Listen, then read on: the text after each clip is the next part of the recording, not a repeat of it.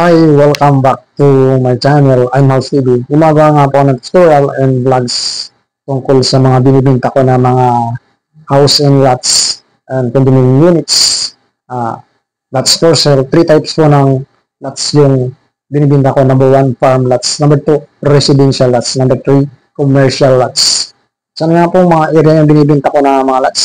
Number 1 sa Pililla Rizal. Meron po dyan na binibinta ko na farm lots, residential lots, commercial lots, and yung views po niya, overlooking sea views and sea windmill. Yan.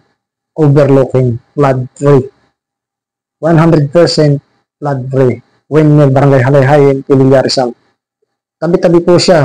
Nasa pinakambaba, San Sebastian, Pililla Rizal. Farm lots, residential lots, and commercial lots na binibinta po ako dyan.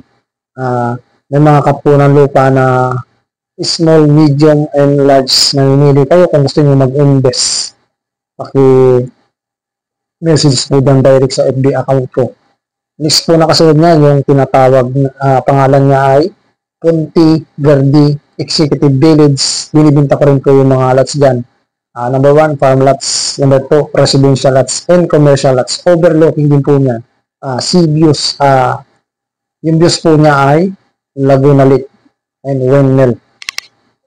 Number 3 na binibinta ko dyan sa Barangay Halayhayin, yung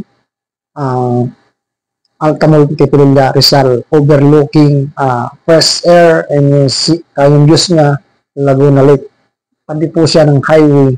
And yung na views, yung views niya, and yung windmill na yung pinagkukunan ng electric. Yan po yun. Gusto po nyo nag-invest dyan sa San Sebastian and Punti Verde Executive Village. Next na kasunod sa taas, Altamonte, Pililla Rizal, yung Executive Village. Invest na po kayo. Gusto po ba nyo nag-invest? I-trading po kayo tuwing Saturday morning.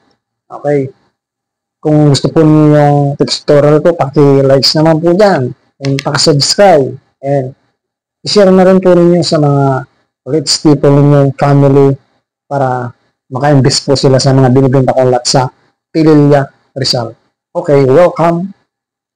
I'm House TV. Bye-bye.